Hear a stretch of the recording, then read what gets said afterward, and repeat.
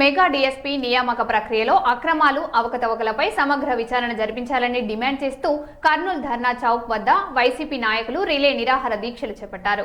ఈ సందర్భంగా వైసీపీ రాష్ట్ర కార్యదర్శి సత్యనారాయణమ్మ మాట్లాడుతూ డీఎస్పీ నియామకాల్లో అక్రమాల ఆరోపణలపై స్వతంత్ర సంస్థలతో విచారణ జరిపి వాస్తవాలను వెలికితీయాలని, అర్హులైన అభ్యర్థులకు న్యాయం చేయాలని ప్రభుత్వాన్ని డిమాండ్ చేశారు. ఎందుకంటే నిరుద్యోగ భృతి ఇప్పటికే సంవత్సరంన్నర నెలలుగా పెండింగ్ లో ఉంది. మరి వాయిదాలు ఉన్నాయి, మరి వాటిని చెల్లించవు.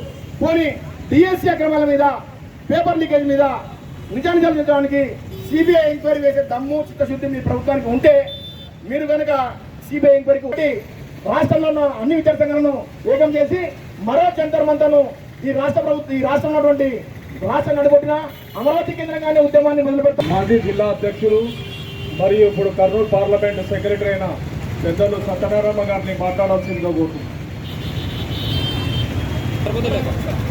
నమస్కారం.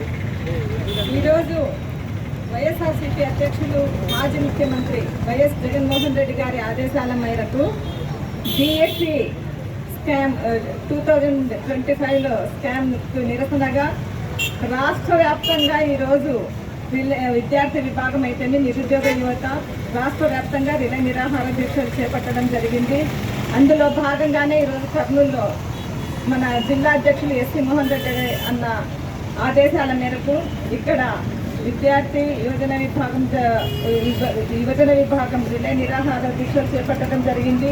దీనికి ఇచ్చేసినటువంటి వైఎస్ఆర్సీపీ నాయకులకు, విద్యార్థి నాయకులకు, విద్యార్థి విభాగానికి అందరికీ నా నమస్కారాలు మరియు ధన్యవాదాలు తెలియజేస్తున్నాను. ఈరోజు డిఎస్సి స్కామ్ గురించి కొన్ని నెలల నుంచి అది జరిగిన కొన్ని నెలల నుంచి దాదాపు మన వైఎస్ఆర్సీపీ ఎన్నో నిరసనలు చేపట్టడం జరిగింది.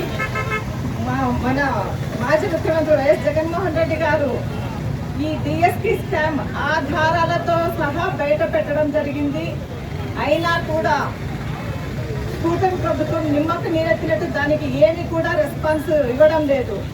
ఈ డిఎస్సిలో జరిగిన అవకతవకల కారణంగా ఎంతోమంది మెరిట్ సాధించిన నిరుద్యోగులు, విద్యార్థులు అవకాశం కోల్పోవడం జరిగింది. ఏమాత్రం మెరిట్ లేని వాళ్ళు, తర్వాత కూటమికి సంబంధించిన వాళ్ళకు మాత్రమే ఉద్యోగాలు ఇవ్వడం జరిగింది. వాళ్ళకు అనుకూలంగా జీవోలను మార్చుకుంటూ వాళ్లకు వాళ్ళకు మాత్రమే ఉద్యోగాలు ఇచ్చుకోవడం జరిగింది.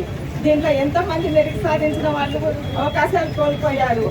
నేషనల్ జాతీయ గోల్డ్ మెడలిస్ట్ కూడా ఆయన పక్కకు పెట్టి ఏమాత్రము ఊరికే స్పోర్ట్స్లో పార్టిసిపేట్ చేస్తే చాలు వాళ్ళకు మాత్రం ఉద్యోగాలు వచ్చినాయి.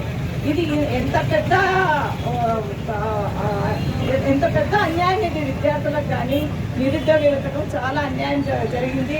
దీనికి నిరసనగా దాదాపు చాలా రోజుల నుంచి మనం అడుగుతున్నాము, సిబిఐ ఎంక్వైరీ చేయాలి, దీనికి బాధ్యత వహిస్తూ లోకేష్ రాజీనామా చేయాలని అడుగుతున్నారు.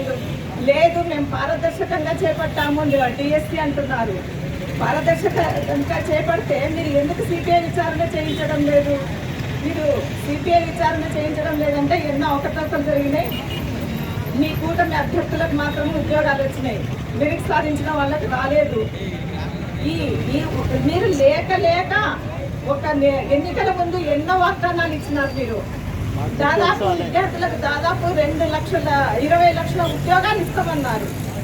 ఇచ్చారా? మీరు ఒక ఉద్యోగం కూడా ఇవ్వలేదు చెప్పి మీరు వాళ్ళనంతా ఆకట్టుకుని ఓట్లు వేయించుకున్నారు. మీరు ఈ విధంగా మీరు విద్యార్థులను అందరినీ, నిరుద్యోగ యువతను మోసం చేసి మీరు అధికారంలోకి రావడం జరిగింది.